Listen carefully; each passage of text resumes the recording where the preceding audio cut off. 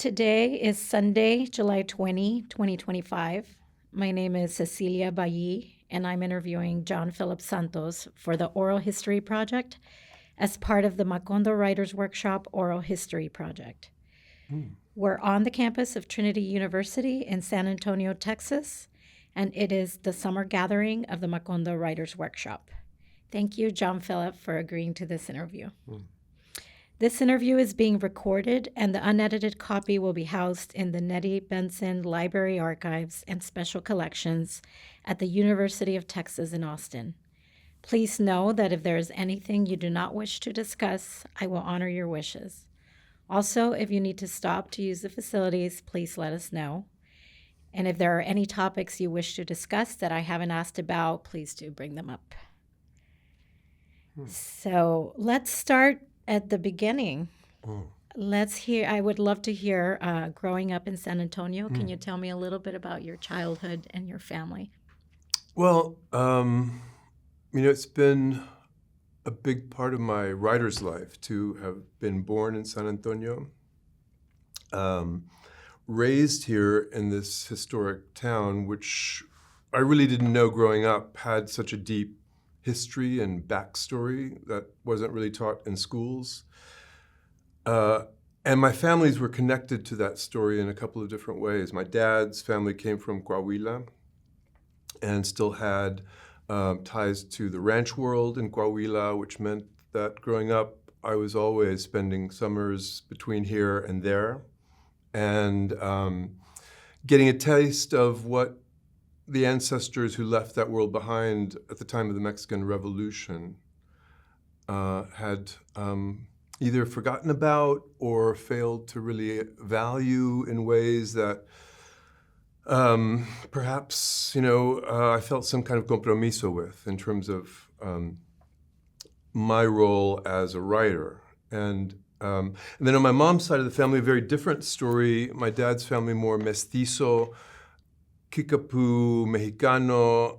My mom's family, more Español, and coming out of the era of the mid-18th century, and particularly around the Escandón expeditions to found some of the Villas del Norte in what is now Laredo, Texas, and then places like Revilla, Mier, Camargo, a world that we didn't really grow up knowing because that story really had been left behind. And so eventually, putting together the early interest in writing, which took shape here in San Antonio, and partly was powered by relationships. So meeting, in this case, Naomi Shihab at the time, when I was about 14, and a Palestinian-American poet here in San Antonio, and a Chicano poet, and we formed an alliance. And she came into my high school. She's about 5 years older than me. So she came into my high school. She'd just finished actually studying here at Trinity University, and was one of the first kind of poet in the schools programs. So the idea that we could use writing to tell the stories of these ancestral echoes, in her case, of the Palestinian and American worlds, and in my case, this world of kind of the historic backstory of San Antonio, the fact that this is a unique American city founded in the era of colonial New Spain with a deep indigenous history as well. So all of that was a kind of a natural or a serendipity that took place in this place at the edge of the empire. We thought of ourselves as sort of at the edge of the American empire, but we were at the center of something else. And so I've always been really grateful for that little trick of destiny to be born in a place like the Texas borderlands, because it really meant that no matter where I was in the world, and eventually that would mean a lot of different places around the world and every continent, it was always rooted here. It was always rooted in the legacies of these mestizo peoples, the legacies of the poor, because particularly in my dad's family, we emerged out of the world of the poor. And it kind of gave me a sense of an orientation as an American writer that was kindred to many others. I was a big fan of Melville, I was a big fan of Whitman, but I saw that the story we had to tell in San Antonio was distinct unto itself and hadn't really been told. So you already were looking at writing or thinking of yourself as a potential writer at that age? I was a poet. I was a committed poet in alliance with a great American poet. It was the great blessing of my early writing life to meet Naomi, and we could conspire in this landscape across the city and across the region, in our case, particularly between here and the Hill Country, because a lot of time we spent in the company of Hondo Crouch and Townes Van Zandt and Willie, and so the whole scene that was transpiring, taking shape around Luckenbach. And there was this audacity to be poets to the American story out of this place. And, that was something that was really powerful, not just for me, but other young writers here. And Naomi played such a pivotal role for all of us in that she told us first that we could do this. And then she also played a role for all of us of typing up our work at a time when I hadn't yet learned to type. So Naomi would type our poems, and then we made our poems into literary magazines that we printed in San Antonio's historic West Side at the Munguia printers. And this was in the mid-'70s, or early mid-'70s. And So this meant like psychedelic, many colored papers, colored inks, crazy writing. So it was a place that unexpectedly was a kind of a mecca for writers and writing. And in a way that, I've come to appreciate more and more, That's quite remarkable that at such a young age you could claim that identity, that you had this program that brought mentors into the schools. And additionally, I want to ask you, at home you also had an influence. How did your parents or your family feel about the role of education, reading and writing? And how did they connect with this emerging passion and identity of yours? Education had always been a centerpiece of family life. So, and particularly legacy of educated women. So my mom, her mom, my grandmother, I didn't know my great-grandmother, but she also was educated. My great-aunt, Fermina, was very educated. So that really wasn't an option to be other than that. I was very ranchero. I loved the rancho life, but thought that this world, this kind of literary world, could also find a place in that setting. So, in fact, it would become a big part, of early writing and my first book. And but something complicated happened, which is, that here I was in alliance with this young poet, a woman. I was the legacy of these educated women. On my dad's side, I'm first gen. On my mom's side, fifth or sixth gen. So that alone was something unusual in most Chicano families, Mexican-American families. But there was another woman who came into my life around this time. So late in high school, I got really into the poetry of an early 20th century poet named Laura Riding Jackson. And she wrote this very kind of philosophical, very cerebral, abstract poetry. And I knew she had a very colorful story. She'd been a companion of Robert Graves for many years. They were lovers and companions. And so at a certain part of my high school years, one of the things that Naomi inculcated with a lot of us is that we would reach out to writers. And this was at a time when you could go to the library, and there would be these catalogs, these kind of atlases of writers, often with their addresses and sometimes even their phone numbers. And so you could find writers. And so I wrote to Laura. And by this time she was in her 70s. And I wrote her kind of a letter of appreciation. And then she wrote back like a 10-page screed, like it was the first edited document I had ever seen, in that it was a dense letter that had been hand-typed and then copiously edited and corrected. And she explained to me first that I couldn't possibly understand her work. That was just not something that she could even fathom, that I would be able to understand her work. And didn't I know that she had renounced that work, that she had renounced poetry, and she'd renounced her early vocation, her celebrated early career as a poet in 1938. So I hadn't gotten to that part of the story. Yeah, how did you take that? And so I had this American poet on one side of me, Naomi, and then this correspondence develops with Laura, which was about how poetry fails and how poetry is deceptive and obsessed with artifice, obsessed with craft and structure and cadence and meter and such.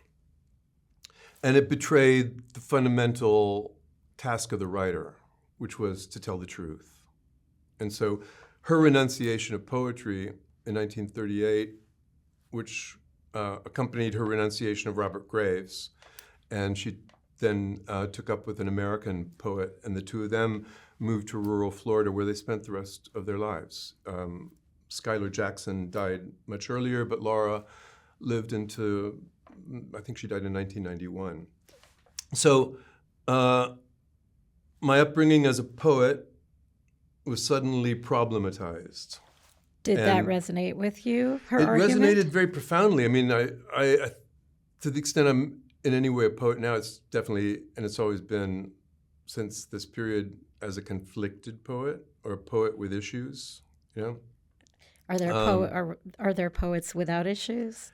Lots of poets make their issues their subject of their poetry. In my case, you know, with Laura, poetry was the issue, and how to regard it, and then this other task of telling the truth, which would, I think, kind of be a leverage for me to think about what it would mean to write in other ways, in nonfiction voices, in more journalistic voices.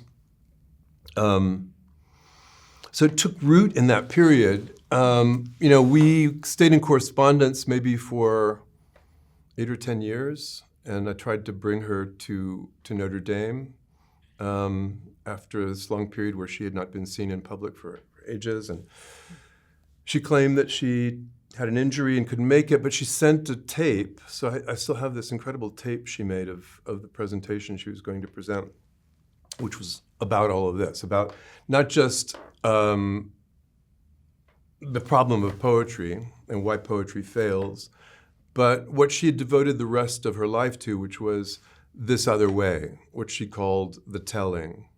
And so in the 70s, in this period where we were in correspondence, she brings out this book after maybe a 35-year-long silence called The Telling. And it would infuriate her, but you know, I would describe it on phone calls with her as prose poetry. And they're kind of like these dense philosophical readings of the task of truth-telling and what that means in terms of memory and experience and speaking in the world. So, you know, Naomi and Laura imprint, and my high school English teacher, who is named Frances Everidge, the three of them, you know, were kind of my inaugural figures in trying to figure out what would it mean to take a literary path, kind of a literary dharma, out of this place, out of old San Antonio and these old families, and then going at that challenge in a way that remained connected to those sources. Yeah. So before moving on to talk about those years at Notre Dame and how your writing evolved there, just quickly wanted to ground your personal story. You mentioned you have some twin brothers. And is either of them on an artistic path or a writing path? Well, I tell them we do the same thing with different techniques. Each of us do the same thing with different techniques, and it was part of the kind of the libertine atmosphere of our family that we were allowed to do this, to go in these ways that had nothing to do with anything my parents had ever experienced. In the case of my brother George, so they're identical twins, and George is a psychiatrist, and Charles is a former dancer and dance producer now. So he brings the best of global dance to Dallas, and George works in a lot of arenas relating to Chicanx, Latinx heritage and psychiatry, so specifically kind of looking at that interface between culture and mental health. Fascinating. So we do very different kinds of things, and sometimes there's a lot of contestation between us, but in many ways I see that there are these kindred values that were imprinted maybe from our mother specifically and our father around service, so being engaged with community, and then seeing how our work could engage the world with challenges and questions that we bring out of our experience, this experience that we had in South Texas, in North Mexico, and then later, for especially in terms of my journalism around the world. Right. And your mother and father, you mentioned to me that your father worked for the U.S. Postal Service as a supervisor, and your mother was a teacher, school administrator, and eventually a professor at Incarnate Word. Yeah. And how did they meet? They met, I think, through my aunt. My dad's sister knew my mom at Brackenridge High School. They met in that era. It took a while for them to finally, realize that they wanted to be together. But they met here in San Antonio, and it was part of our upbringing as well that the family, especially on the Santos Garcia side, my dad's side, was just an incredible tribe of intimate familia. So I have two brothers, but I have 20-something cousins, and they were, many of them as siblings as George and Charles were, as much siblings as my brothers were to this day. And we now still have one aunt alive, so I was just with my dad's last living sister. She's 98, an incredible form. So, that was an incredible gift amidst all of these others here in San Antonio to have this very large, intimate tribe. And so we were almost every week in one or another's homes for whatever, a parrilla or some breakfast or lunch or some other kind of fiesta. The other side of the family, the old Spanish lineage of the Santos or the Lopez Velas, a little more aloof. And, I think I've been thinking about it a lot lately in terms of just why the memory was so lost on that side of the family. On the Santos Garcia side of the family, memories were always spoken. So the stories of coming across during the time of the Revolution and the challenges they faced early on here in South Texas, all of that was part of their telling. In the case, but nothing written down. And coming out of the poor, nothing really archived or archival. In the case of this more privileged Spanish family, this Criollo family, they didn't speak anything, but everything had been written down by Spanish scribes and archives. So I would discover much later that even though stuff had been lost in that family, that much had been written down and preserved in archival form that would allow me some glimpse into that world. But, I think a lot of what happened, and this is just a surmise at this point, because it was never really spoken of and that I didn't know much about it. But I think, when I look at the family's trajectory in that lineage, the Lopez Vela lineage, as I said, coming out of the Villas del Norte, my mother's born in Laredo, then raised in Cotula. So they're moving farther and farther away from that source, from that cuna, that origin place. And, we've come to learn, especially in the last 20 years, about the scourge of anti-Mexican violence in South Texas. And I wonder whether that was a kind of a centripetal force that pushed them out of that world and didn't look back, because we were only occasionally taken to the Rio Grande Valley. Interesting. And eventually they come here to San Antonio. My grandfather never makes it here. My grandfather, who is Lopez, dies in Cotula. But my grandmother did, and I think a lot of the families here in San Antonio have this shared history. Your family, so Right.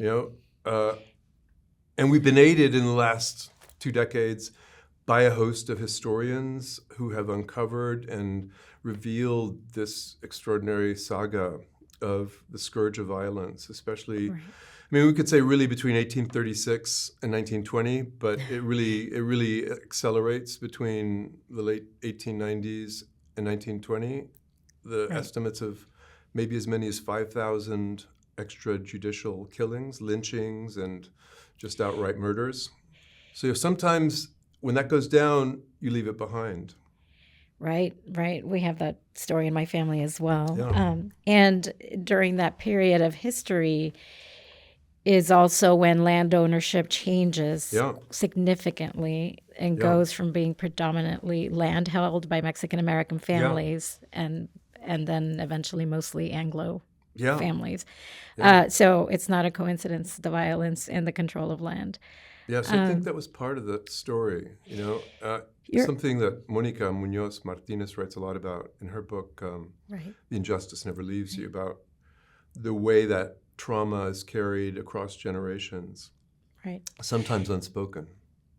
Absolutely. I wanted to ask one last question. You mentioned your father's Kickapoo lineage, and Yeah. I wondered, as someone who also comes from South Texas, and the indigenous roots and the indigenous story of the border was erased, and we are Yeah. just starting to see some. Not just, there's been families that have held on to this identity, but we see more public narratives Yeah. around it. How do Yeah. you know about your father's Kickapoo background, and what do you know about it? This was a story that was told from, when I was a kid, about my great-grandfather, a great-grandfather who was kidnapped by the Kickapoo.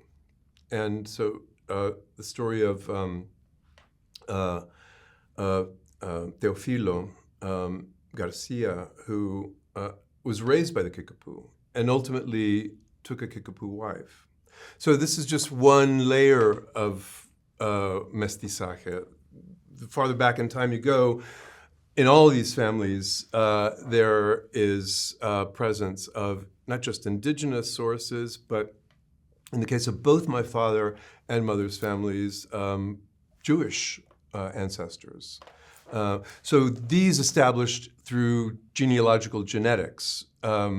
My grandmother was sort of borderline anti-Semitic, but she was from a Jewish converso family. She didn't like any of my Jewish girlfriends and was very contemptuous of all things Hebrew, and then come to reveal in the matrilineal scan of the genetics in her family this connection to Jewish origins. Even stronger in my dad's family. So, a lot of Mexicanos who made their way during the period of colonial New Spain, one of the things you might consider doing to get away from the Inquisition was to go farther north.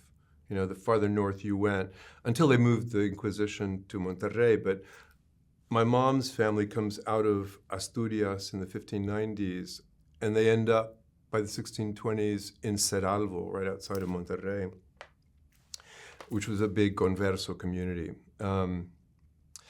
So, this is something that is kind of layered on that which was told. And in the case of the Kickapoo ancestry, this was something that, took shape for us partly through legacies like my tia Pepa, who had taught by her grandmother.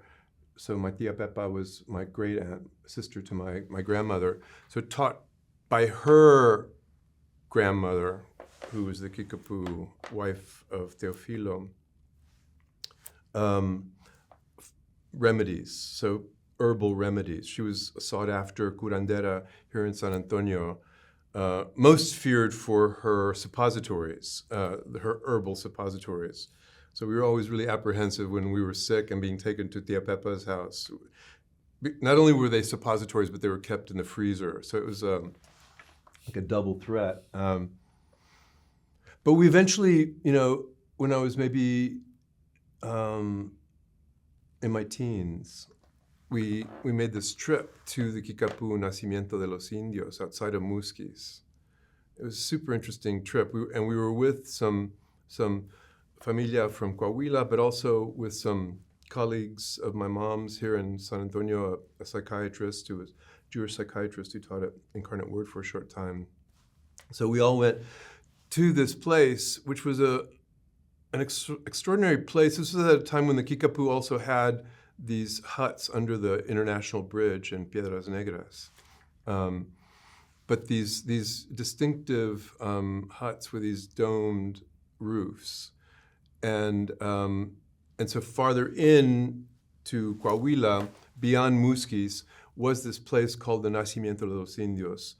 And this was land that had been given to Kickapoo people during the time when they were expelled from Texas.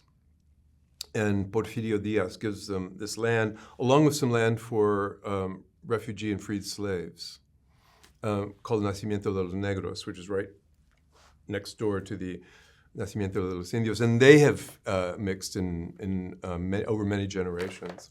And it was a strange trip because it was very arduous getting there at a time when the rivers were flooded and crossing these rivers and having radiators belts blow, and typical Mexican excursion into the far countryside.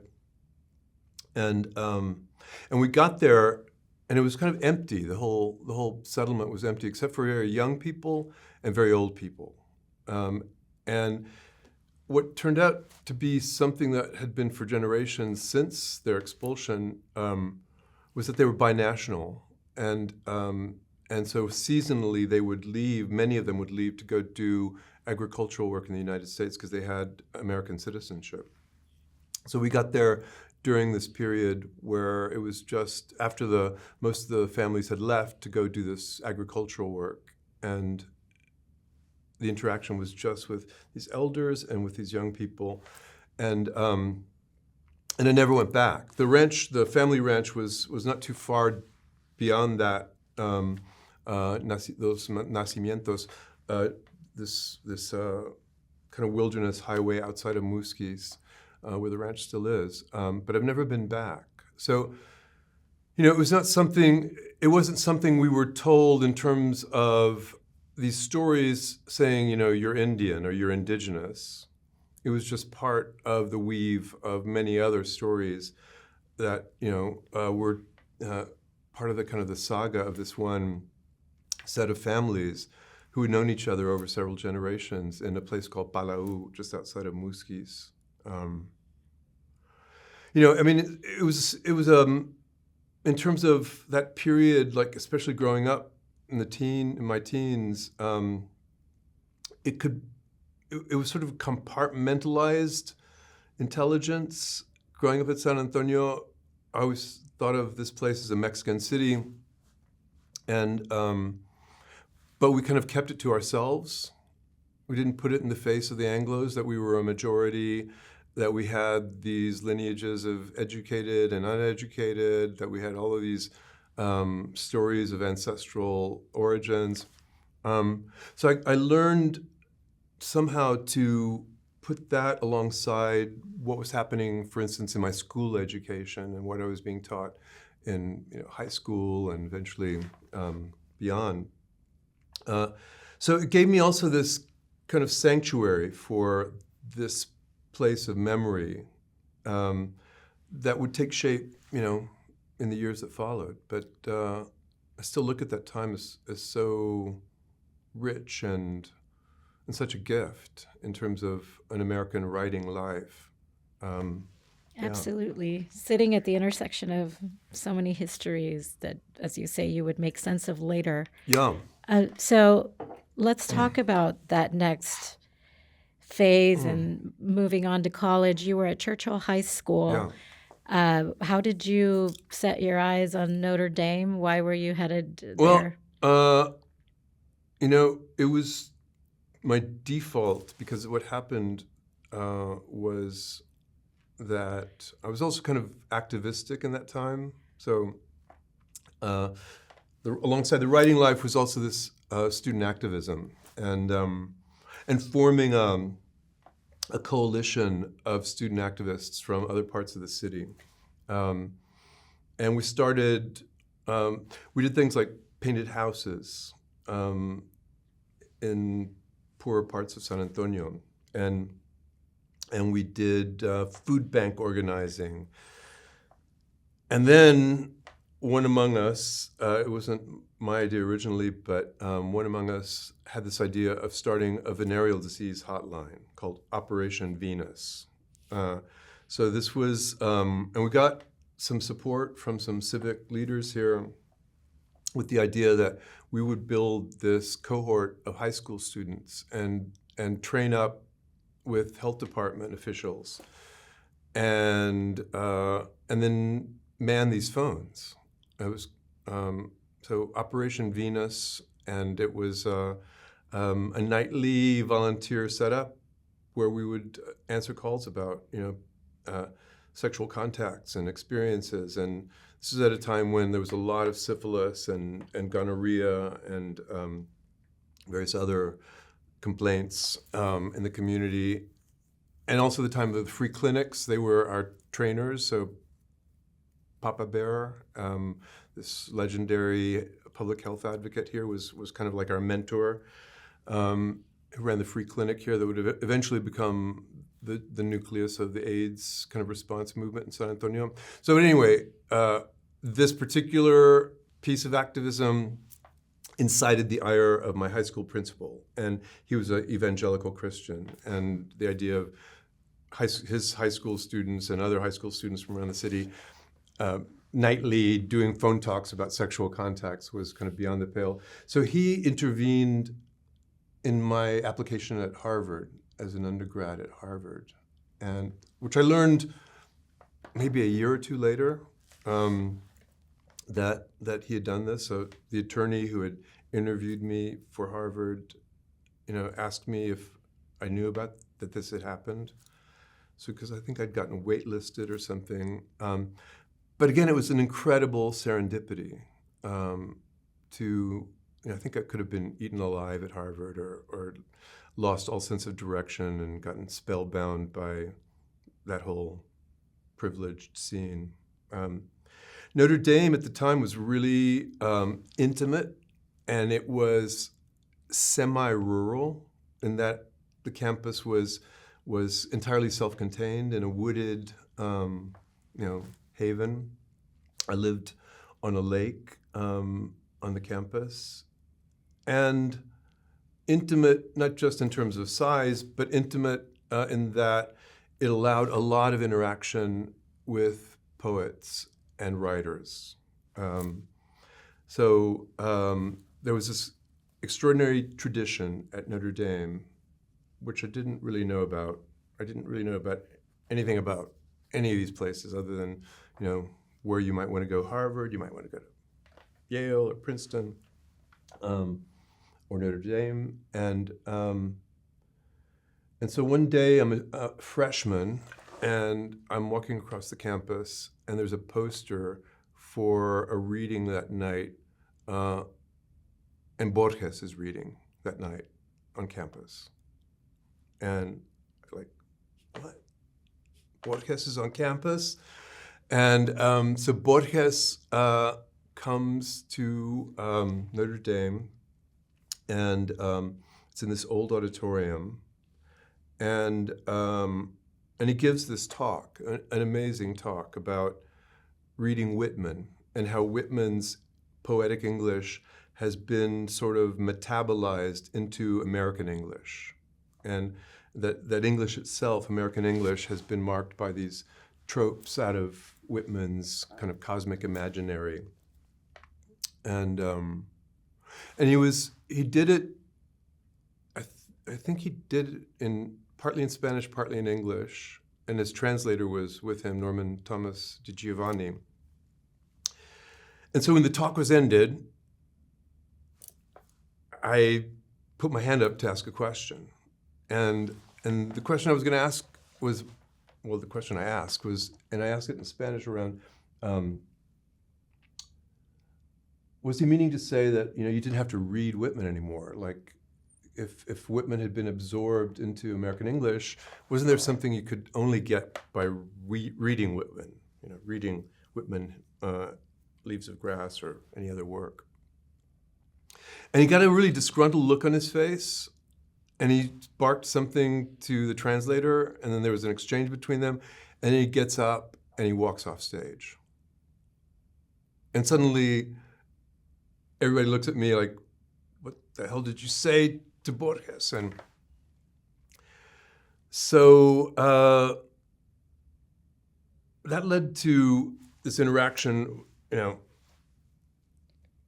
with the director. This was an incredible, I would learn that this was a tradition at Notre Dame of a sophomore literary festival. So it was the inaugural evening of this literary festival organized by sophomores. And the director of that year came up to me in tears.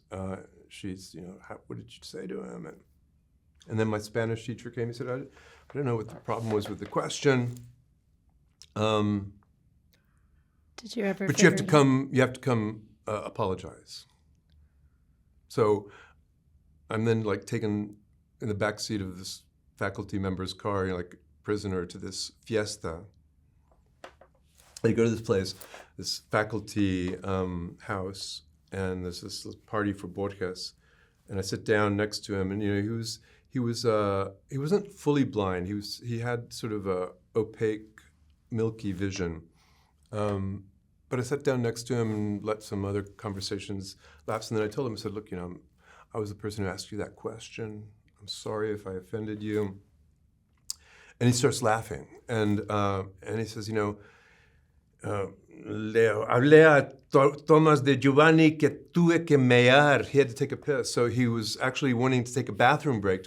He was going to come back and answer the question, but that's what the barking between them had been. But that occasion, then this incredible conversation with Borges, also about ancestry and about, he had all of these ideas about the Santos line. I said, we don't have any, as far as I know, any Portuguese origins, or they aren't told in the family. But that also led to just meeting Notre Dame's literary world, the poets, the faculty, the writers.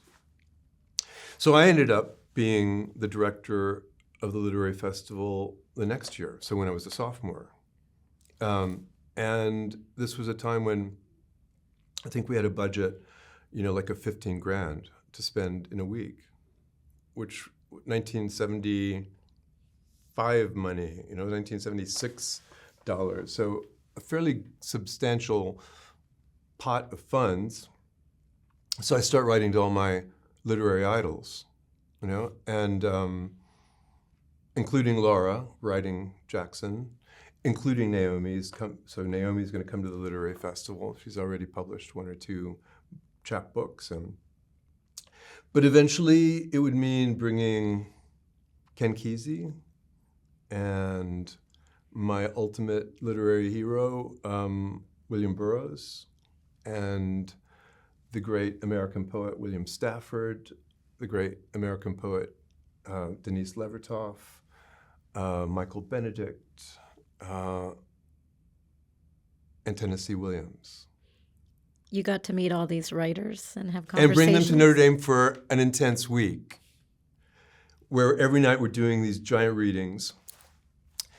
After every reading, a giant party.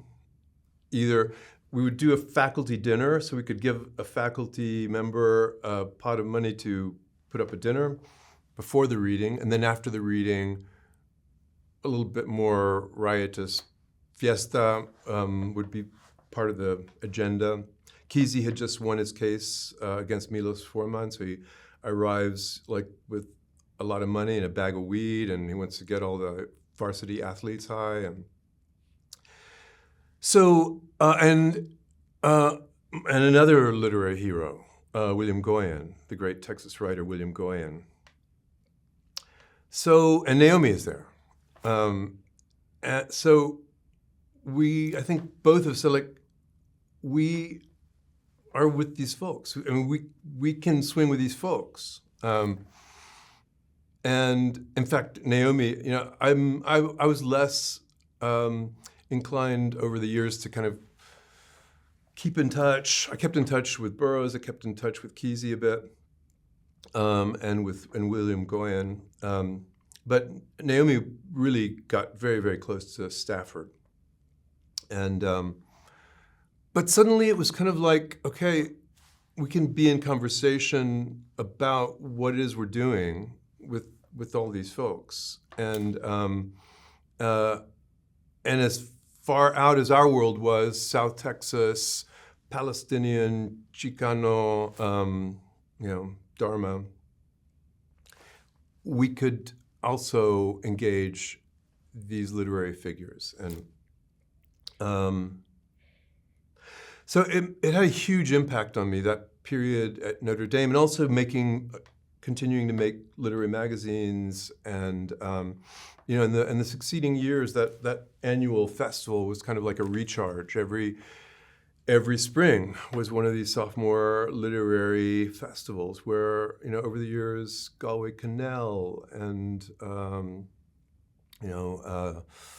who else came along the way there? Allen Ginsberg and many major literary figures in that time. So it kind of gave me a vernacular for, being in a literary life that, wasn't kind of as dangerous like as the Beats. I knew of that world, but it didn't have that kind of hint of menace to it, at least not then. So it was huge, and my two main mentors there were both poets. One, a great American poet named Ernest Sandin, and then another who was a more experimental, avant-garde-oriented poet named John Matthias. But suddenly I was back in this kind of conversation about poetry and what we could do with the poetic idiom, and about this time kind of twilighting this pen pal relationship with Laura. And Were you majoring in? I majored in philosophy and literature, but I was mainly doing philosophy there in terms of my academic studies, and it was a kind of more of a analytic philosophy then.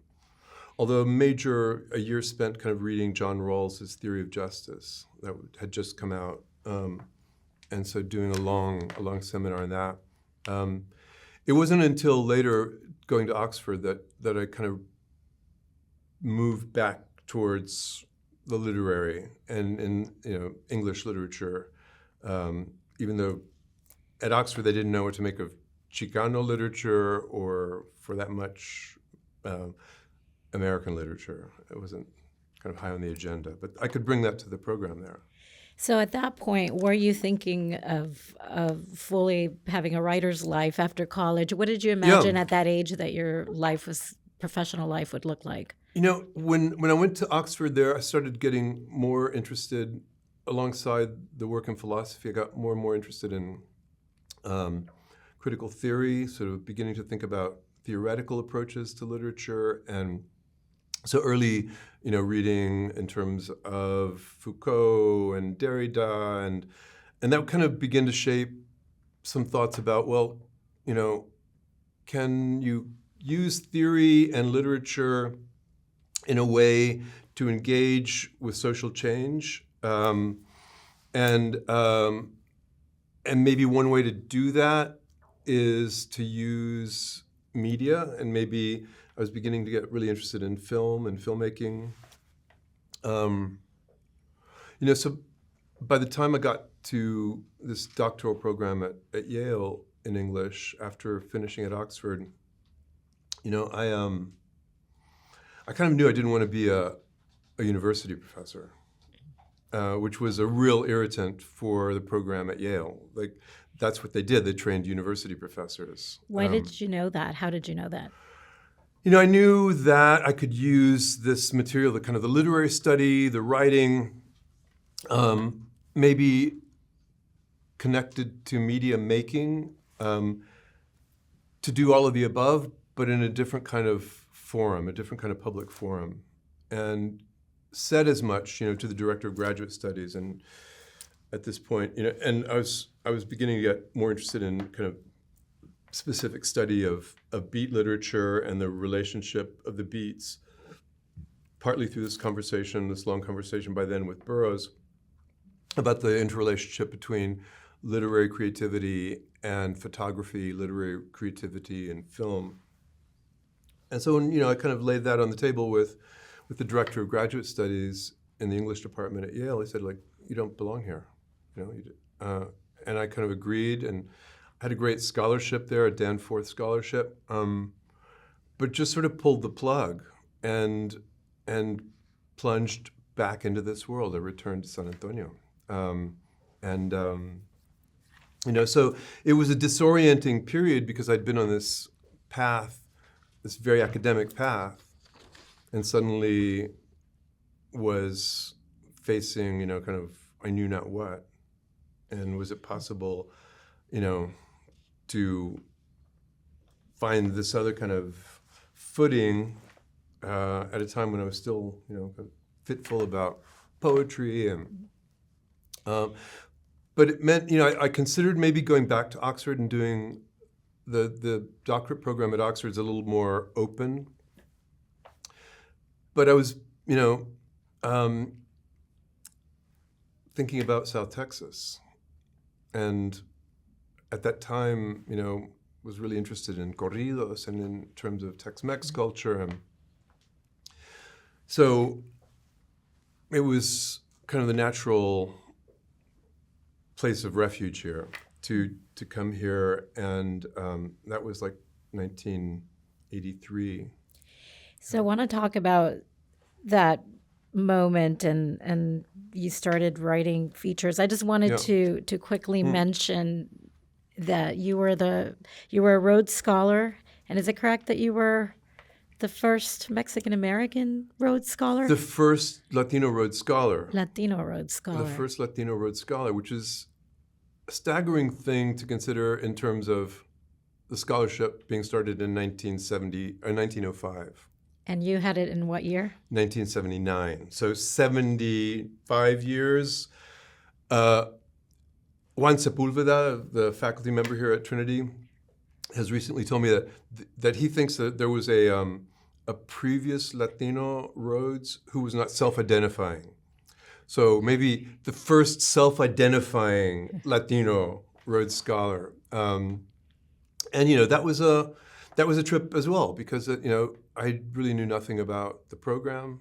I was maybe at the apex of my Tex-Mex nationalism in my senior year at Notre Dame.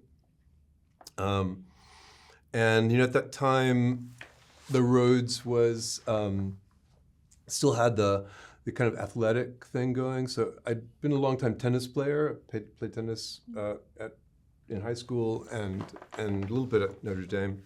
But it also, in the ranch world in Mexico, we'd organized an amateur jaripeo league, an amateur rodeo league. And I did bull riding.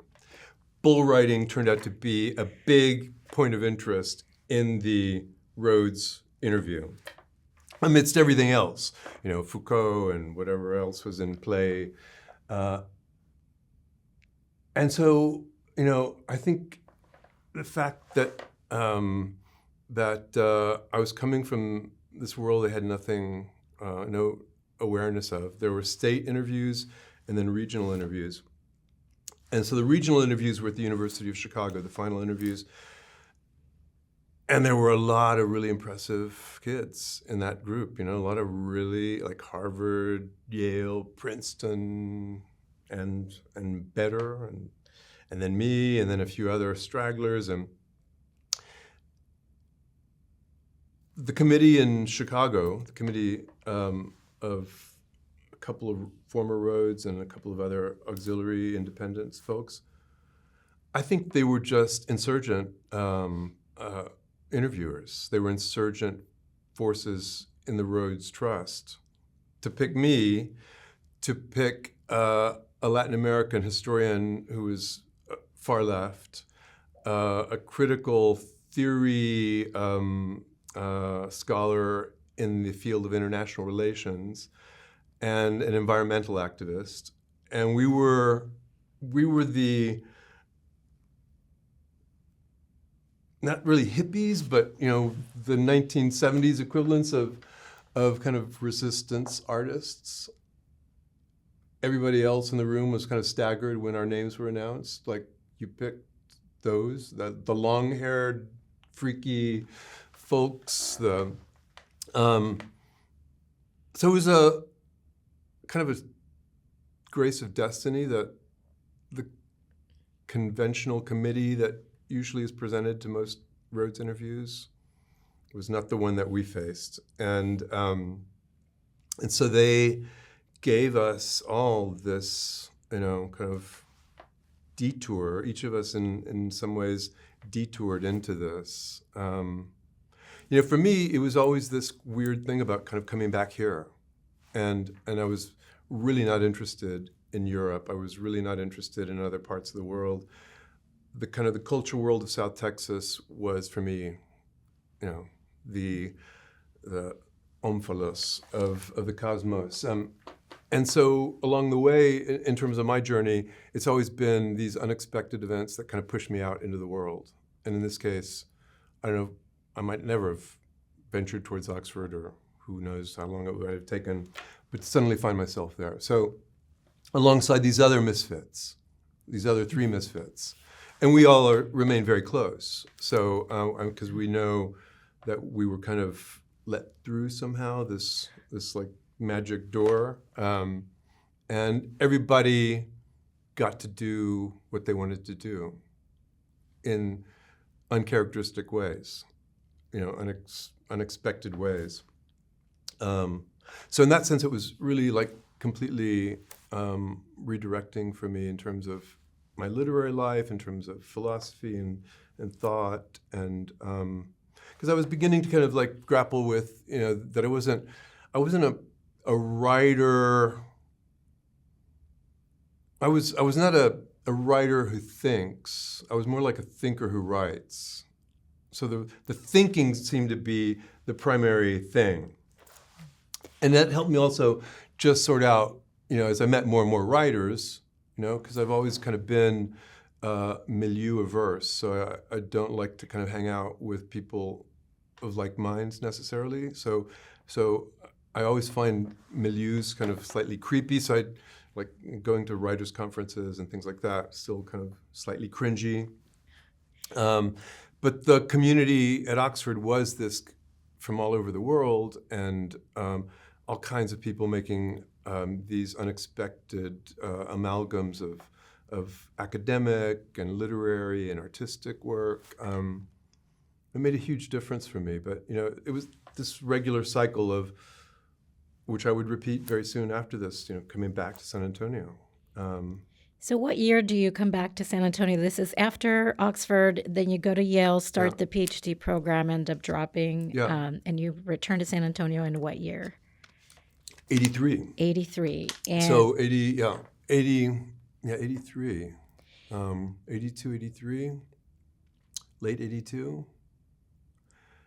And this is a time when a couple of things are happening here is, that, the movimiento period has now sort of run aground. The movimiento itself, the Raza Unida party has been, infiltrated and fractured, and I'd been too young for that student activism. Our student activism was not part of the Raza Unida period. It was kind of slightly after that, the stuff that I was doing in the community here in the 70s.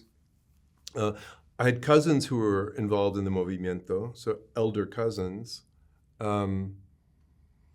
So slightly detached from that period, but what was taking shape here specifically in this period was the formation of the Guadalupe Cultural Arts Center.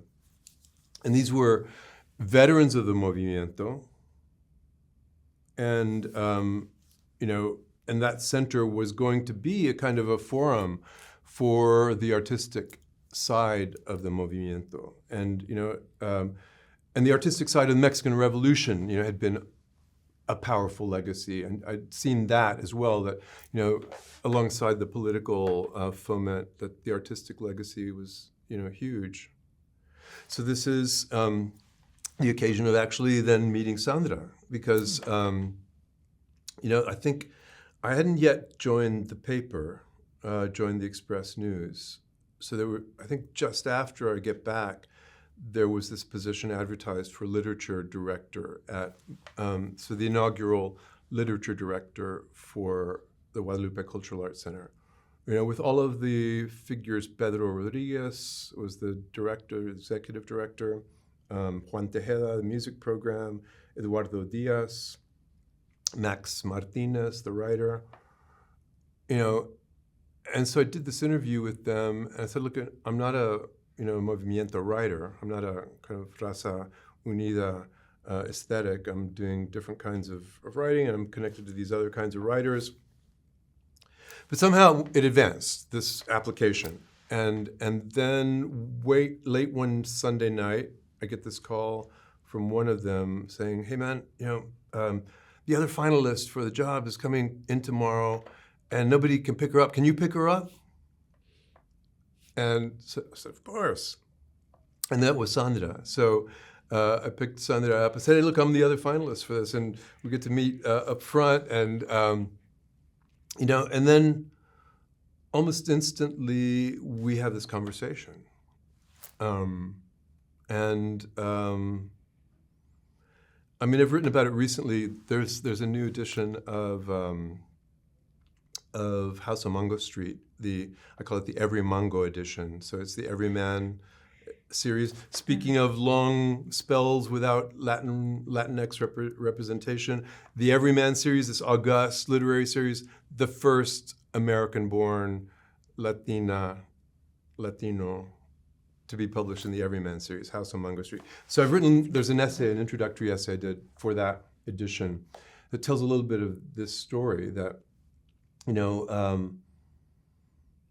we are kind of trying to figure out what to make of each other at this point, because she's not, in her own way, a conventional movimiento writer. We're both too young for that, just, by a hair, but we were both too young for that.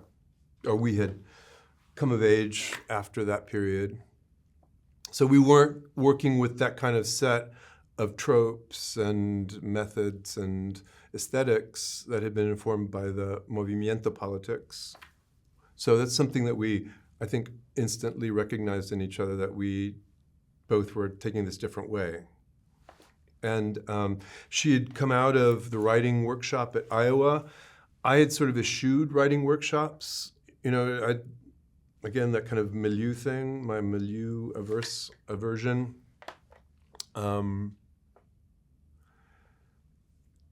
And something I'm thinking about right now, because I'm writing a little bit about it for something that's going to come out soon on Sandra, about what this other conversation was that we had, and how long it's taken us to really understand that, or at least on my side, and how that has shaped my writing. Having another female ally in this kind of literary dharma. I've never really had a male literary compadre. I have a lot of compadres who write, but in this other way. And then Sandra got the job. And then I think very shortly thereafter, I got this other gig at the Express News, which was a fantastic writing gig. What were you writing about? I was writing about the Chicano culture wars. I was writing about the formation, the quarrels within the Guadalupe Cultural Arts Center, and then writing about Chicanx artists and galleries and performances. And there was a lot going on here in this period of 83, 84. And, and then Sandra, we had this conversation that was taking shape, and the other thing, we never dated, we never in any way cast romantic airs on each other. We had this other space that was intimate, but it was a different kind of literary allyship. And she brings me and then others into the Guadalupe to do readings and to do talks. And so, from that period, I remember like Elena Maria Villamontes, I read,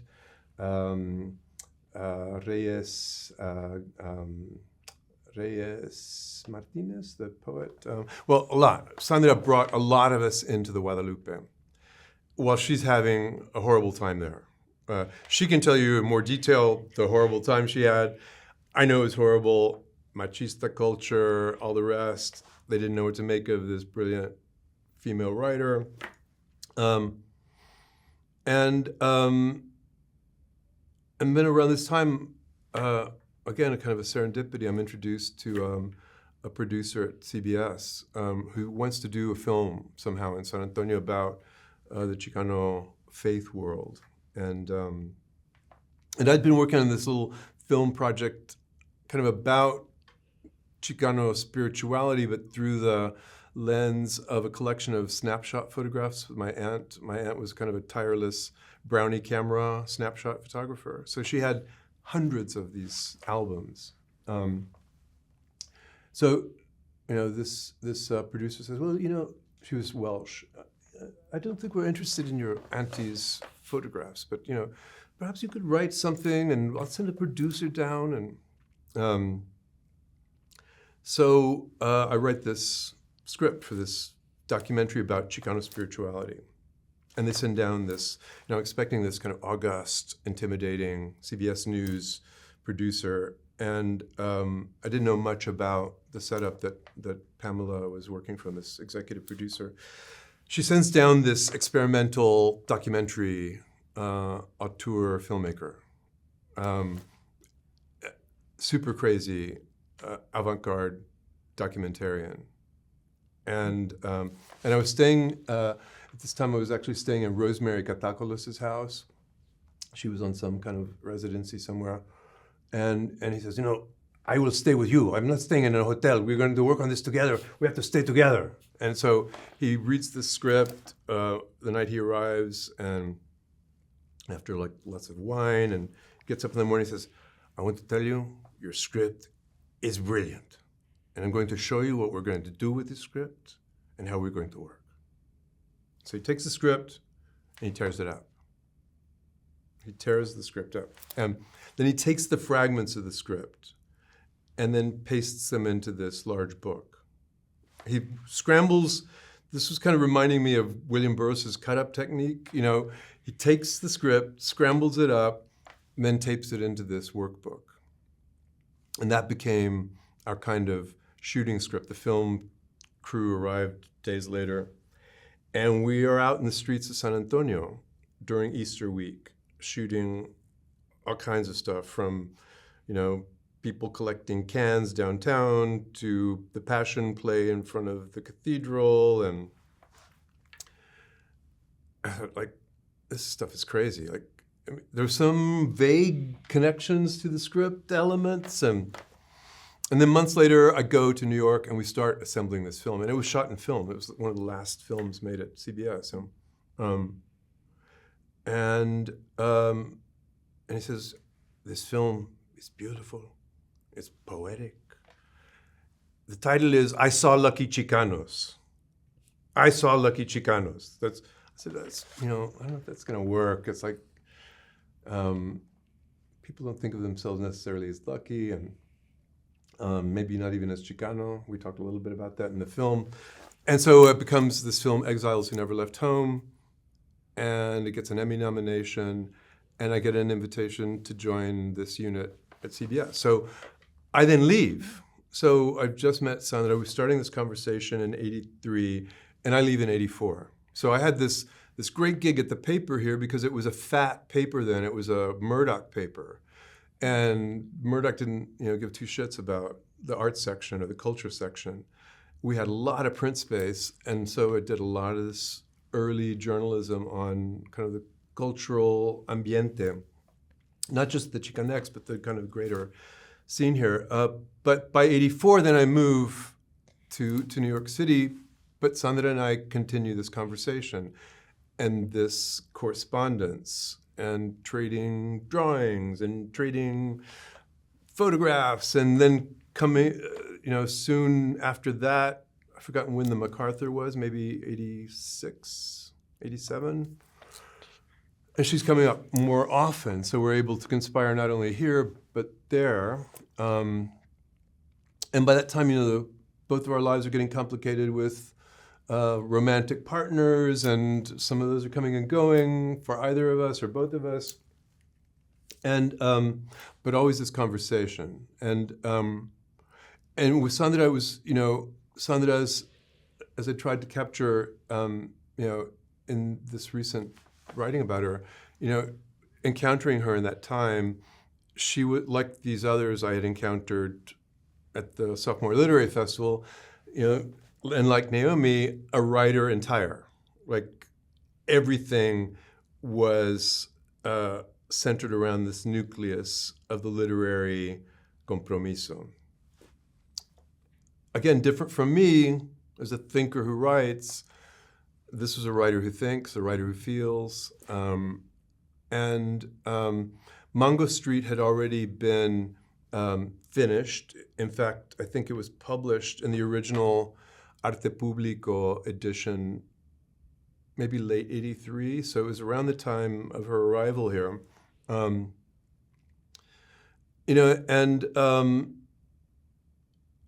we're trading each other work and recognizing that, I'm not writing like her, she's not writing like me. But we have this shared dharma, this shared compromiso of some sort about, in the case of Sandra, she gave me so many different things that are so material, like, always use 3-hole paper, because whatever you do, whether you're printing something you've written or later when we're surfing the web, you print it out, you've got stuff in a binder, you're kind of assembling stuff, Early on also, write like it's the last day of your life, like an urgency about the sitting down to write. I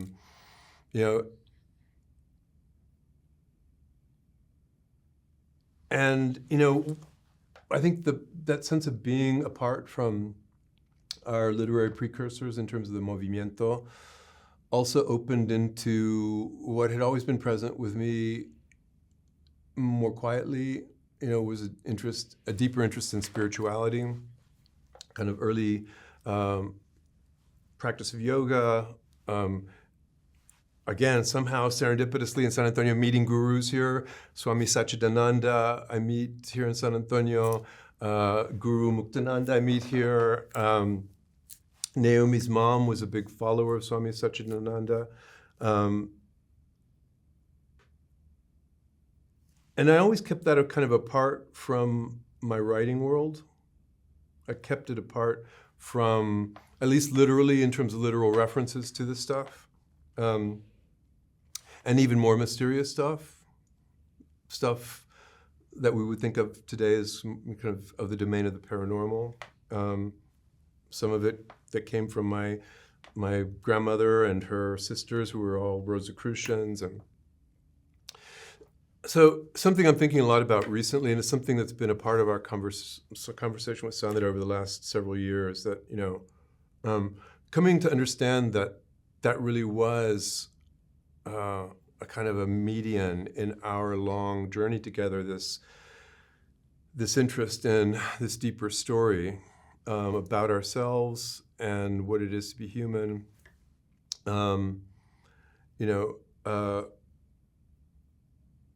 But always kind of moving around in a way that was mixing up the literary with these more profound questions. I think that in many ways was one of the energies that shaped the Macondo trip, because once I moved to New York, I was still very in touch with not just with Sandra, but others here, and George Cisneros, and a host of other artists and creatives here. So I always felt like my compromiso was with this world here. Even though I was living there, kind of felt like I was somewhat in exile. And coming back in that period between '84 and the '90s, it was something to witness. So I would come in, I would kind of parachute in for a week or so and connect to Sandra, and then this other world that was taking shape. And Sandra was in many ways at the nucleus of this new artistic community that was slowly identifying itself, partly Chicanx, partly connected to other kind of global literary and creative streams that were in confluence here. And then this kind of fiesta scene, like this party world that was foundational in terms of a kind of a salon culture. In terms of Chicanidad, it's become evident to me, that we didn't really have anything like what the Harlem Renaissance became for a generation of African American writers, artists, and creatives. We didn't have that scene, whether in Harlem or in Washington, D.C., the greater Harlem Renaissance milieu. But we had the scene that was taking shape here. It was happening at the Liberty Bar. It was happening at the Botanica Infinita. There was an attorney here, Franco Mondini Ruiz, who had been a very successful attorney, Latino, mestizo, Italiano, painter. Oh, and he announced he's going to become a painter. He's like this successful attorney who wants to become a painter, like long shot. But he did it, he manifested it, and he used some of his resources to buy this old Botanica downtown that became kind of like the salon of this movement that was taking shape, an aesthetic, cultural foment. And they really transformed San Antonio. That community, Sandra, a big part of it, that community transformed San Antonio in terms of thinking about the palette of colors downtown. Sandra's house became kind of a centerpiece of that new aesthetic. The Purple House, Blue Star. When people see the San Antonio palette today, the kind of the Mexicano palette, it didn't exist in that way in the 70s, 80s, began to take shape in the 90s. artists like Rolando Briceño, Ángel Rodríguez Díaz, among many others who returned to San Antonio as well. And so there was this kind of fierce energy around that community that I partook in when I would come into town. And usually it was some riotous evening, Sandra singing arias with Franco, sometimes lip syncing, sometimes really singing them, and then all kinds of mayhem and misadventure along the way, but connected to this literary compromiso on the other side. So with Sandra, it was not just the success of Mango Street once it moved from Arte Público to Vintage, with her new ally, Susan Bergholz, her literary agent. And I was, making documentaries and having this kind of nighttime writing life in New York City. So, my writing track was not my day job, and what were you writing at the time? What kind of writing were you doing, and what were you writing about? The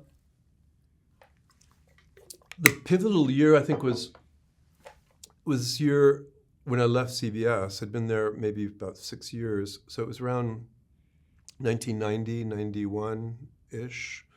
I got this fellowship to spend a year at the Gannett Center for Media Studies. And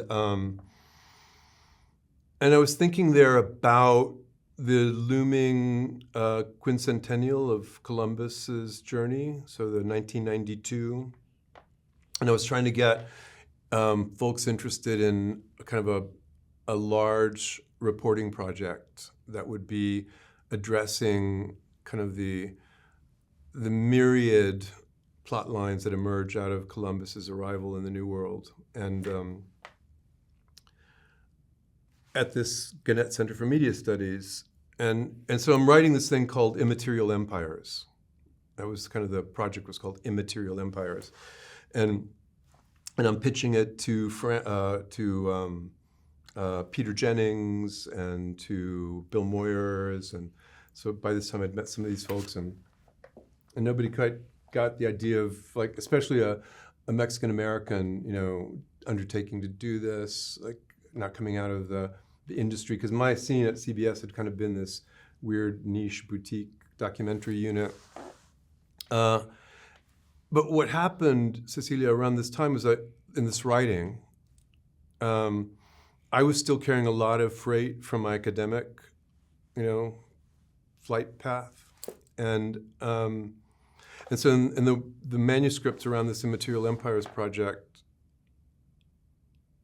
there would be a lot of this theoretical material about kind of the implications of Iberian culture meeting the indigenous world.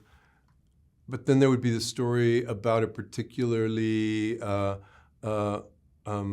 tragic burro on the ranch, that was helpful in building the fences. But after the ranch fences were completed, the burro was isolated and would cry all night. And I realized, partly when Sandra read some of this stuff, she said, like, get rid of all this theoretical bullshit. Like, stick with the burro, and that began this reorientation, and it was the first time I thought, well, there was a book in here, so there was an initial engagement with an agent. So Sandra, is kind of helping in reviewing some of these early manuscripts, but this agent was kind of coming out of my yoga world. So she was a yogic agent. She dealt with a lot of yoga books and stuff. But we were in this yoga ashram together, and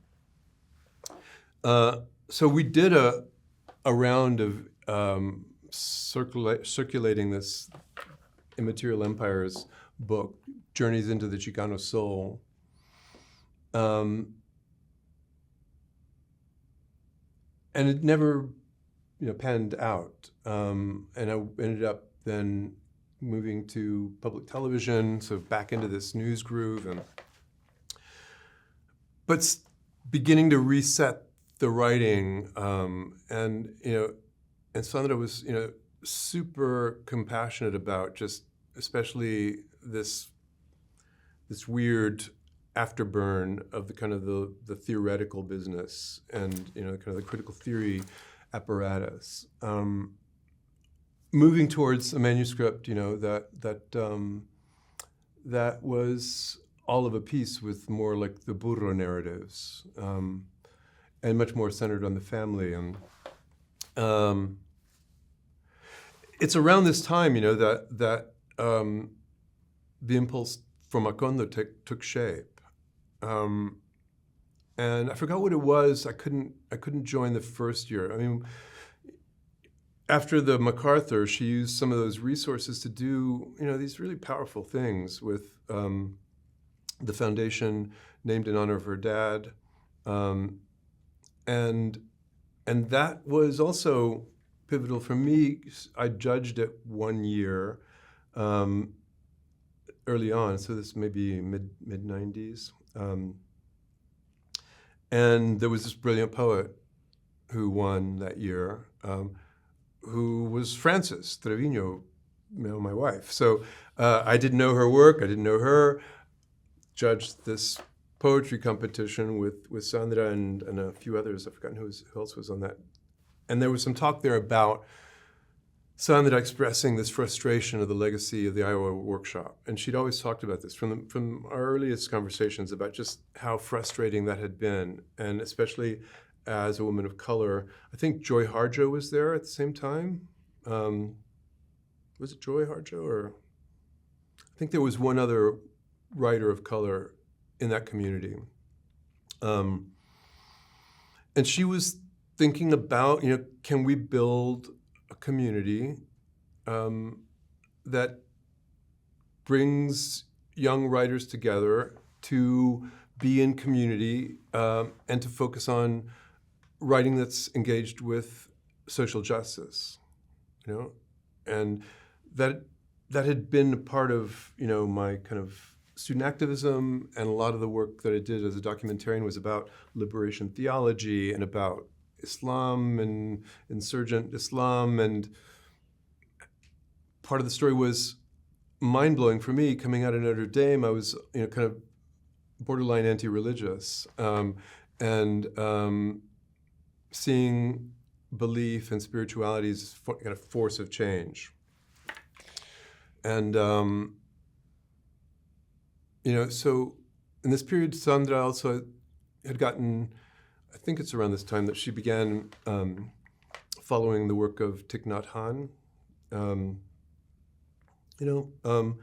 And I was at this time in New York City going almost nightly to the Chelsea Hotel for these satsangs from certainly a Latinx, if not a Chicano guru, who had an ashram in the Chelsea Hotel. Is still there. I just saw him, in fact, last week. So again, like, not in my writing life, it's not in my reporting life, but hanging out with these yogis, these long discourses, these satsang discourses. And then Sandra would come down from the Omega Institute, hanging with Thich Nhat Hanh, and we'd meet at the Pravda Martini Bar, So it was still this bimodal path together. So I think I maybe did the first one was the second year, when I came down and taught a week. What did you teach? I think that was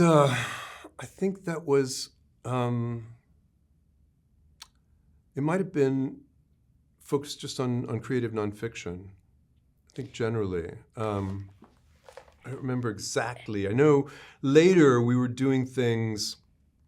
There was a period later, though, and somebody's got to have this history somewhere, maybe not, where we would do these individual talks rather than the longer seminars. So I think there was an experimenting for a while there, and I came in and did some stuff on mestizaje and genetics and cosmic lenses, and So, those first years were very austere. I think originally it was in Sandra's house, maybe that first year. I think when I first came on to do a full-on thing, may have been at Our Lady of the Lake, or I think it might have been there. And we kind of moved around over the years. Sometimes UTSA was the host, and then most recently here at Trinity. In that early era of Macondo, we were discovering everybody else, for one thing. The circle was kind of widening. So Richard Blanco, when he was still architecting, and who else along the way there? Levi Romero. So we were recognizing that there was this larger, invisible college, kind of invisible not just to the world, but to us as well. But we were kind of getting a sense of it. Sandra, I think, was kind of helping to manifest it. And some of it was fractious, early on. Somewhere along the way, I wasn't here for one of the most fractious episodes, which had to do with the participation, I think, of an ordained religious figure. I won't go into detail about it because somebody else probably has a better story to tell about it. But things at that stage, whenever it was, maybe late 90s, early 2000s, some of it got fractious, and that's where the compassionate code of conduct was birthed. That period, kind of coming out of this period where things kind of blew up. We got to learn how to behave with each other, and it began also to merge with some of the stuff that was going on under Sandra's, own aegis, her own artistic aegis, around healing and the spiritual dimension, which has become a more significant part of it in the last 20 years. Of the workshop. Yeah. Did you, coming into Macondo, did you think of yourself as a literary activist? And how do you relate to that term? What does it mean to you? Well, it was around, the first book came out in 99. So that was still in the kind of first years of Macondo. Your book? My first book. Places Left Unfinished Places at the Left time Unfinished at the time of creation. And I was beginning to think, well, like it was possible that I could move in that direction entirely, Again, encouraged by Sandra, even offering to hook me up with her agent. And,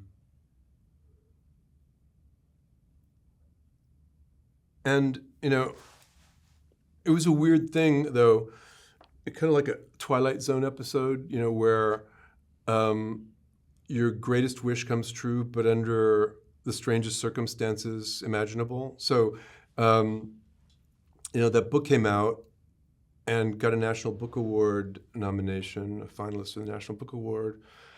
But I had a big gig. I was Ford Foundation program officer. I could not spend any time promoting the book, or I just didn't have. They weren't penurious about it, but there wasn't time to really promote it. And I did tours, but so I was beginning to see like this is going to be down the line. This is going to be a negotiation, and so it came not too long after that. Which was around 2003 or so, when I left the foundation. So I'd been there maybe for 6 or 7 years, doing a lot of work that I was really interested in, kind of not just funding the work of documentarians around the world, but working on building independent media infrastructures, Palestine and South Asia, Africa, Mexico. And I just left that all behind. That part of my life around media had kind of merged into from making documentary films to thinking about using Ford Foundation resources to build these infrastructures. I'm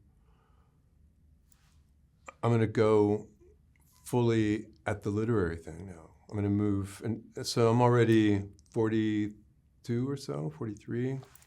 How did you make that decision? Or was that a conviction that emerged over time, or? Yeah, I mean, I got a sense of it that I could do it. Maybe with the first book gave me some sense of confidence about that. And this community, the Macondo community, which I'm coming to, if I'm not teaching at it or doing something with it, I'm coming and circulating here during part of that week. And so knowing that there's this larger community going towards something new here. And then pivotally, like when I left the foundation, that year, I returned and did another full week with Macondo. And Sandra and I both did one that year. I think it was 2004. Because I left the foundation in 2003, and then spent some time in Berlin with this fellowship, beginning this next book. A very much stranger book. And so I said, well, bring it here. And this was kind of a seminar that was focused on nonfiction, genealogical genetics, cosmos, and then we did the show. So every year, I don't know when it first came on and when it ended, but somewhere along the way, partly because of that salon milieu that Sandra had helped foment, if she wasn't literally the prime mover, an alliance with Jumpstart, the experimental theater company that had formed in Blue Star. So the schedule of the week would then be, these writing seminars, these talks, and at the end of the week, a show. And that was that's kind of merged now into the faculty readings. But in those days, it was a motherfucking show. Like we were going to do, the Little Rascals model. Like we're going to do a show. And so the year that I did this we did this Carpa Cósmica, which was kind of a circus environment, super crazy. I think Elena Poniatowska was part of it as well that year. I think she did kind of like a reading. Sandra did something. And I was kind of like in this weird spaceman drag, kind of based on this character from the book that was taking shape, this Oracle Cenote Siete. It was super wild, super crazy evening. I had a Danish girlfriend in the audience, and Frances was part of the Women of Ill Repute Refute poetry troupe. She was backstage, and destiny was being reoriented in that Macondo year for me. Is that when you and Frances got together? Yeah. So, 2004, and then I moved back here. I had another writing residency up at Yaddo. So, and I was working on the material that would become The Farthest Home is in an Empire of Fire. And I was in this frozen cabin, like in the middle of winter, and I'm writing about South Texas, I'm writing about San Antonio, like, something is really wrong here. And I finished that residency up and moved back. I packed my stuff in New York and kind of shut down 23 years of, misadventures in New York City. I was never a big New Yorkino, not a, kind of romantic New Yorkino. So this community has been, in a way that it's kind of a magical thing around Sandra. that she convenes. I know a few people like this, few people who are, exemplary in their own right, could just as well do just what they excel in and not care about milieu or convening. These are kind of special folks like Sandra who can take all of that artistic energy and focus it on creating these great works. By this time, Woman Hollering Creek is out, two more books of poems maybe. The great and still neglected Caramello.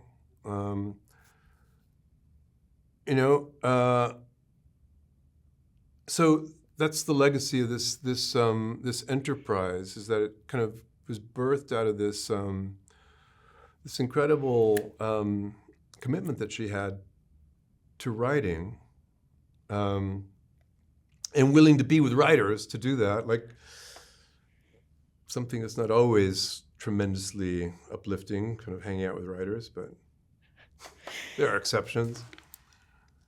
When you moved back, you were coming to San Antonio the whole time, remaining connected. Yeah. But can you speak about that moment when you come back in 2004 and how San Antonio has evolved as a city and as an artistic community?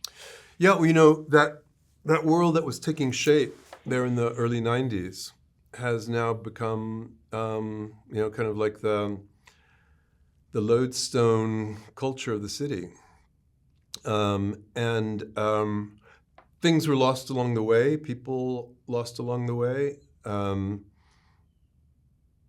of the energy of the mid-'80s here, where there was experimental dance, there was a lot of global dance coming here, experimental music, experimental theater.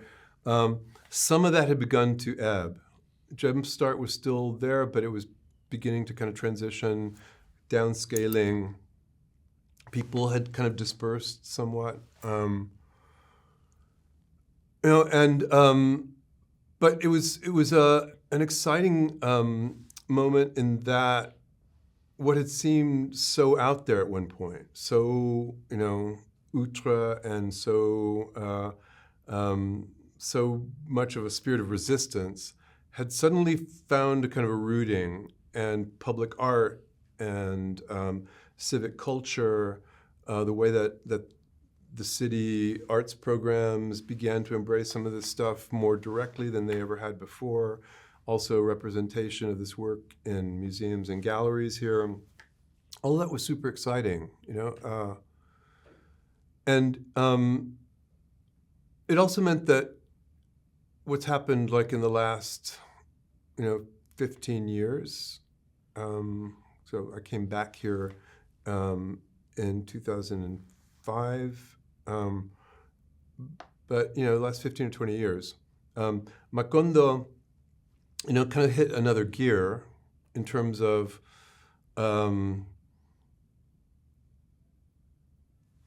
serious disciplinary approaches to writing, like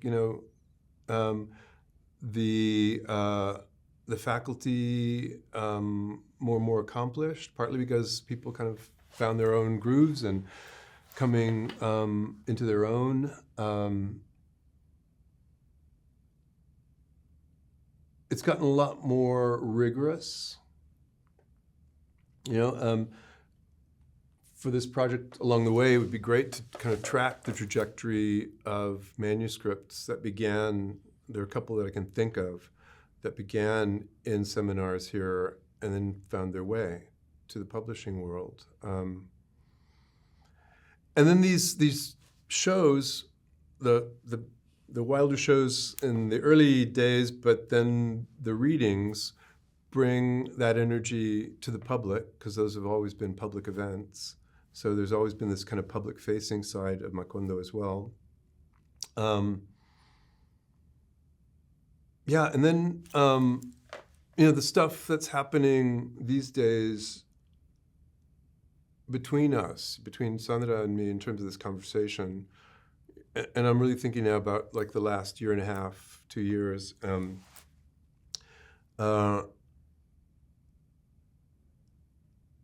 she's written this fantastic essay. I don't know if it's come out, or called "The Beautiful Unforeseen," and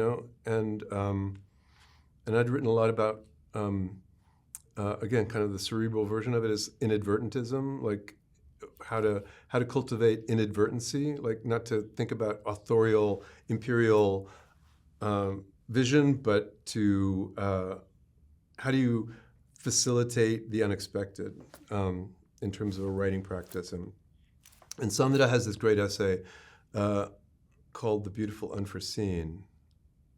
And this is kind of on this other side of this long conversation about the spiritual force that underlies, I'm understanding more that it underlies my writing life, And in it, she has this vision, or she tells us about this vision that she has. And in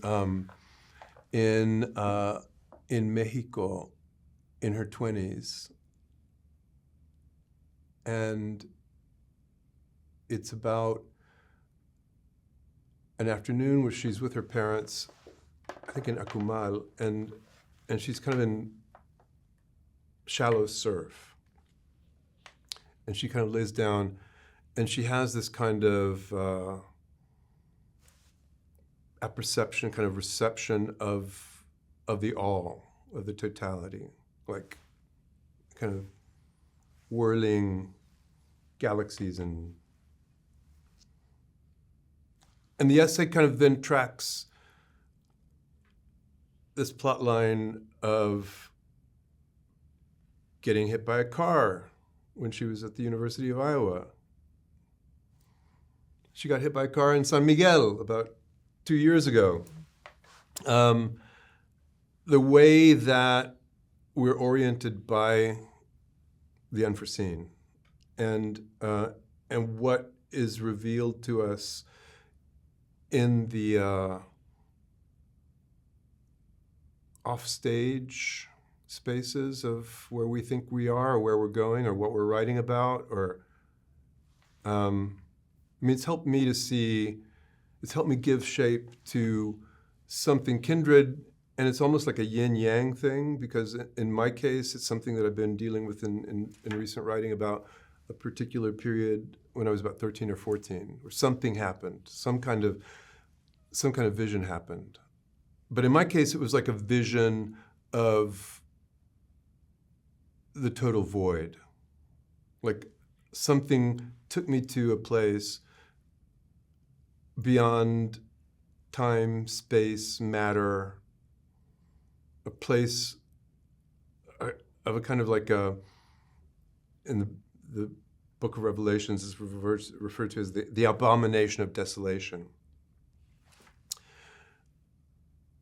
And Sandra, in this essay, talks about how her experience was kind of like the impetus for this whole journey.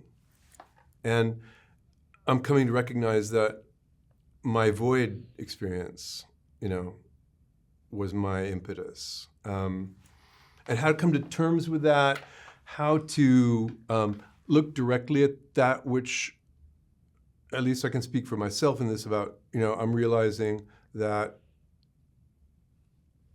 we might have seen this in each other from when we met, that there was this lurking part, that it's always been about that. And that in terms of where I am now, I've always written out of that. I've written from it, but I've never written at it. I've never gone to examine it. And that's kind of what I'm doing now, is kind of looking right at that. And what can I really reveal about some very strange things that took place in this period. I just saw this on the way back from New York last week. I saw this incredible movie that kind of came out briefly and got, I think, decent reviews, but hadn't had a chance to look at it again. So the film based on William Burroughs' first book called Junkie, and then later he retitled it Queer. And And it's an amazing movie. It's especially when you put it alongside something like Naked Lunch, the David Cronenberg version of Naked Lunch. This really captured the Burroughs I knew, not the kind of satanic junkie avatar, this incredibly deep, abiding human presence. So this film is about kind of this early expat years. The book is kind of a thinly veiled novel about going to Mexico City, and because it's safe for junkies there, and then his quest to go try ayahuasca, yaje, this hallucinogenic herb concoction in Latin America, and it captures in the Burroughs character, Bill Lee, one of his usual kind of pseudonyms, called Bill Lee, and appears as Bill Lee in a lot of beat literature. Daniel Craig plays Burroughs, or the Burroughs character. And it really casts his story as a writer and as a kind of someone on a quest in terms of this spiritual underpinning. So, kind of this trajectory with Macondo, especially in the period after that initial blow-up, the King William affair. It was something that went down, not at Sandra's house, but it went down at some house in King William. I think even occasioned some law enforcement attention. The cultivation of this other way of convening community. And I was apprehensive about it, at a certain point. Like early on, I was like, all this healing shit, and and this kind of oath and code of conduct, and but I think it has actually been, again, just an amazing vision that Sandra had to literally manifest this ethical framework that we can use convivially, collegially, that's transformed the community. And what would you say is the role or the potential of writing in healing, and specifically community-based healing? Well, it's the hope, I think, certainly for the community that Macondo has been. I know it from Places Left Unfinished in terms of the story in that book about my grandfather's suicide, likeliest suicide, possibly murder, likeliest suicide. But I know that when that book came out, in the family, it had that impact to kind of give everybody a way to return to this unresolved question. And for many other readers along the way.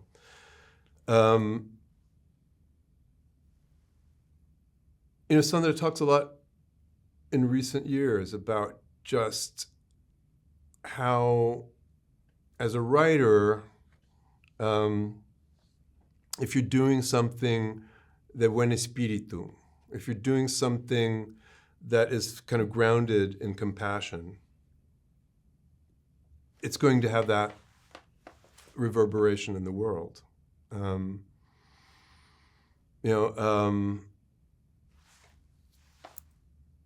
That's a hope. So, I'm thinking about it in terms of, like I said, what's happening now, what's taking shape now, and I know that what's taking shape now, like the last book, especially with the last book, super esoteric and somewhat alien, figuratively and literally. But there's more of a certainty that this is where things are. For me, artistically, and you go at that. Yeah. What are you writing these days, without being very specific? But what are you exploring a new form of storytelling? You're working on a different book project? This work is in a sense, it's kind of completes what would be a trilogy of these hallucinated memoirs. But this is the more personal hallucination, less ancestral, more personal. It's about, this kind of pivotal time early on when something set me in a new direction. I'd originally kind of been more of a science and math guy, and this experience that I had in that period moved me in this other direction. And I've always kind of felt my way along. It's not driven by a kind of a concrete vision. So it's sort of coming to look at that directly, as I said earlier, just what it means to write at it, and to kind of grapple with all of the storylines that I've really never addressed, in terms of the filmmaking, in terms of those documentaries all over the world, and things that went down in revolutions and coups and wars, and sleepwalking through the Zapatista revolution, finding myself in the very center of it when I'd planned to go on vacation, So things that have always kind of been waiting their turn to come into the written word. So, kind of this is sort of taking shape right now. Kind of some of it's a little farther along than other parts. Some of it kind of convivial and conspiratorial with another set of conspirators at Rice University, especially around narratives of the paranormal. This project called Archives of the Impossible at Rice's University, and the conspirator there, Jeff Kripal. But it's still, I think, a couple of years away. I'm working on, right now, the first thing is to finish this book with Alejandro Escovedo. So we've been working on this kind of telling of his story. Oh, beautiful. Which I'm just amazed by an amazing journey. Another unexpected Chicanx journey. So although you're a thinker who writes, do you feel now, looking back at the whole trajectory, and there's more to come, but up until now, that you were born to tell these stories and write these stories? Yeah, but that's the hardest thing to kind of come to understand, I think, is like, at least for me, as I tried to capture in that little introduction to the new edition of Mango Street, Sandra and Naomi had that in great abundance, like that clarity of purpose. I've been prone to distractions, sometimes years long detours into all kinds of other interests and affairs. The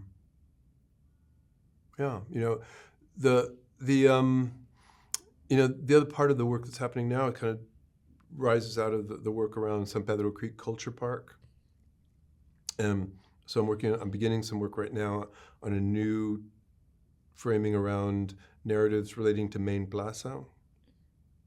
So I've gotten really interested in, something that had a long history as well, of interest in cities, in narratives of place, and what it means to kind of write on cities and to write, into cities, and how that might be also something that could be done on stage.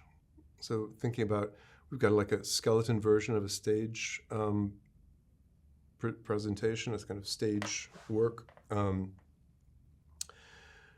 we'll see. I mean, again, stuff that I did a lot of acting in high school and college, and then kind of left it behind. And thinking a lot about, that as a space for some of this work, maybe not just on the written page, but on stage and in public spaces. Do you still write any poetry? You started as a poet. Furtively. You've worked in many forms. Furtive poet. Yeah, I do. I still write poetry. I don't really publish it, but it's still there. Still kind of this, and it's always in quarrel with Laura, still, and I still kind of go back to that conversation richly for. I mean, if you take a look at her book, The Telling, you'll see it's also kind of a program relating to autobiographical writing, even though she never did that. She never wrote about any of these experiences she had with graves or in Florida. Yes, poetry's still in the mix every now and then. I'm glad to hear that. So to come full circle on your professional path, you mentioned that when you were growing up in San Antonio, you were at the edge of empire, but at the beginning of something else. And now you're a professor at UTSA who teaches and thinks about that something else. Can you describe your work there? That's been a big part of the last year. Something that I've thought about doing for a long time. I tried to get UTSA to help me do it for a long time. Around what I've increasingly thought of as borderlands humanities. So humanities practice that's rooted in a borderland space. South Texas, but also kindred borderland contested spaces around the world. So South Texas in dialogue with Palestine, with Cyprus, with Kazakhstan, with Morocco, Spain. And so suddenly it's possible, suddenly they're saying, okay, do this. It would have been great 10 years ago when I was 58. So that's where this is going right now in terms of that part of my life, is kind of using seminars to do this. Last term, a seminar on borders, so where the students did both, many of the students rooted in the South Texas world, but bringing alongside developing those narratives, this interface with global borders and bordered spaces, kind of based on this BBC project that I've always been a big admirer of called Los Muros que no han caído, the walls that have not fallen. So in February, there was this occasion, the Philosophical Society of Texas convened to do this focus on RGV, and that I used that occasion, that talk, to do the framing that I'm using now to seek funding to support this project at UTSA. It's interdisciplinary in that it, combines elements of historiography with cultural studies, with art history, with museum studies. So we have a shot at some funding, at a time that's very difficult. I'm chairing the board at Humanities Texas, so the last months have been a nightmare in terms of just the defunding of NEH. But this Marmion Foundation that's based in Uvalde, kind of coming out of the Briscoe family legacy, which is being directed by D.B. Briscoe, the great-grandson of the governor.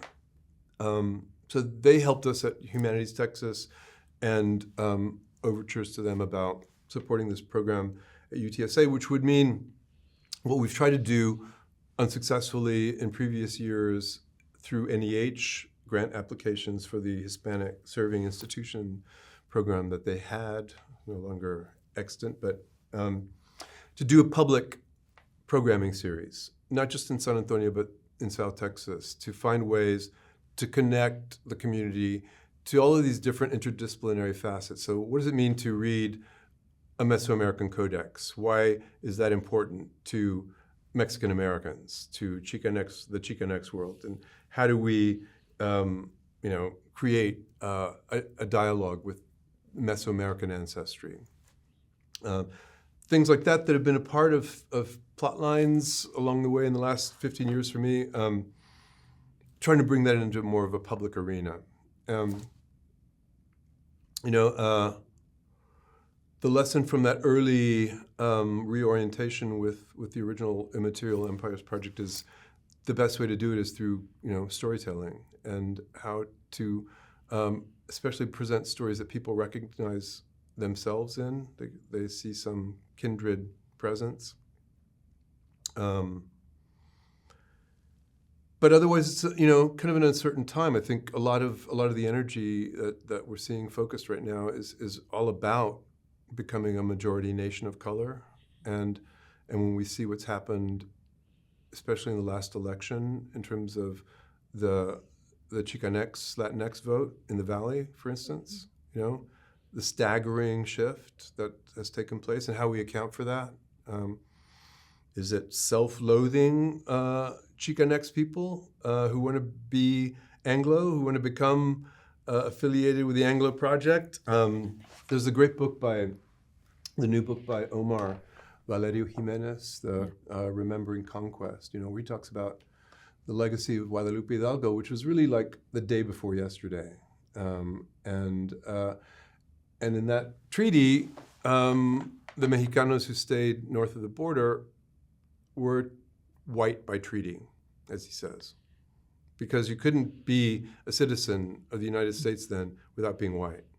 So they're white by treaty, and it kind of echoes into Gus Garcia's Hernandez case in 54, where he's essentially saying, you can't treat us like blacks. He's not saying we're in solidarity with the African-American world in terms of educational opportunity. Don't treat us that way. And he wins the case. It's one of the reasons why it's not a civil rights landmark case. So we're at this pivotal moment in terms of what's taking shape in Texas, especially in South Texas. The Hector Galan's documentary, I thought, got at this in a really provocative way.